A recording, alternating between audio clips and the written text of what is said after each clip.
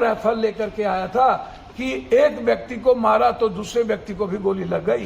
कि डीएम साहब, आप पर मेरा कोई सवाल नहीं है, आप बहुत बाखूब आपने नकार दिया और आपने यह कह दिया कि लौट के जा रहे थे तब सोनू को गोली मारी गई।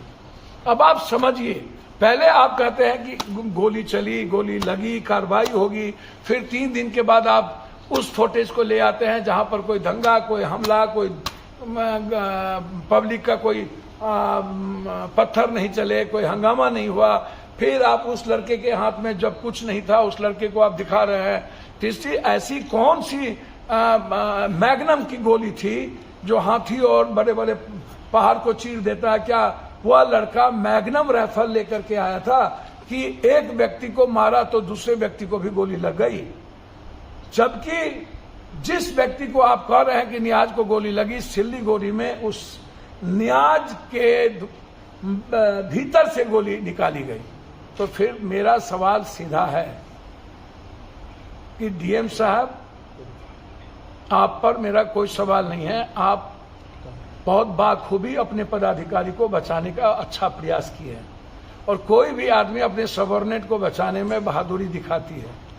लेकिन डीएम साहब, हम दोनों आदमी जनता के लिए, हम दोनों आदमी नौकर हैं, सेवक हैं, पब्लिक रिप्रेजेंटेटिव है, जनता के नौकर, जनता के सेवक। आप हैं गवर्नमेंट सर्वेंट, आप हैं सरकार के नौकर।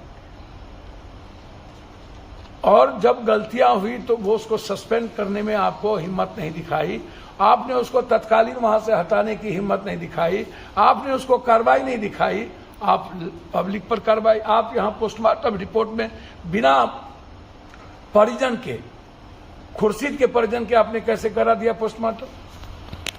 ये कौन से राइट थे, कौन से कानून थे और मजिस्ट्रेट क्यों नहीं थी? मुद्दे भी आप, मुदाले भी आप थाना प्रभारी आपके केस किए, मुद्दे भी वही, मुदाले भी वही। किसी पब्लिक के जमीन से केस नहीं हुआ, किसी पब्लिक के गवाह पर केस नहीं हुआ। आपको जो मन में आया पूरा का पूरा बारसई का पदाधिकारी, जिला मुखिया से लेकर के जिला परिषद से लेकर के नगर उपाध्यक्ष से लेकर के सबको आपने केस में डाल दिया। अच्छे भले जितने लोग मिले जिससे दुश्मनी आपको साधनी थी आपने उसको केस में डाल दिया। 1200 आपने इसलिए डाल दिया था कि कोई आपका विरोध न कर सके, हिम्मत न करे, सबके मन में यह रहे मुझ पर केस है कि मुझ पर केस है। मैं डीएम साहब, एसपी साहब से पूछना चाहता हूं कि केस का आधार क्या था? क्या सीसीटीवी फुटेज के आधार पर आपने देखा कि किसी जनप्रतिनिधि के हाथ में पत्थर थे?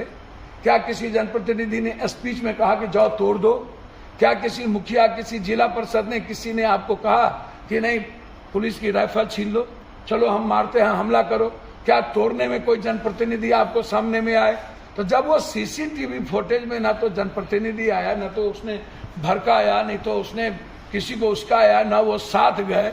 जब आपकी गोली चलने के पहले हंगामा, एक बार पुलिस भाग गई, 3 घंटे से वहां जनता बैठी थी, एसडीओ घर से नहीं निकला। इतना अहंकारी एसडीओ की यदि वो बात कर लिए होते, ले लिए होते तो इस तरह के परिस्थितियां पैदा नहीं होती है। जब आपको एसडीओ पर कार्रवाई, वहां के डीएसपी पर कार्रवाई करने में आपके पेट में दर्द क्यों है? क्यों बचाना चाहते हैं? 3 घंटा से हम बैठे रहे, उसके बाद हम एक बार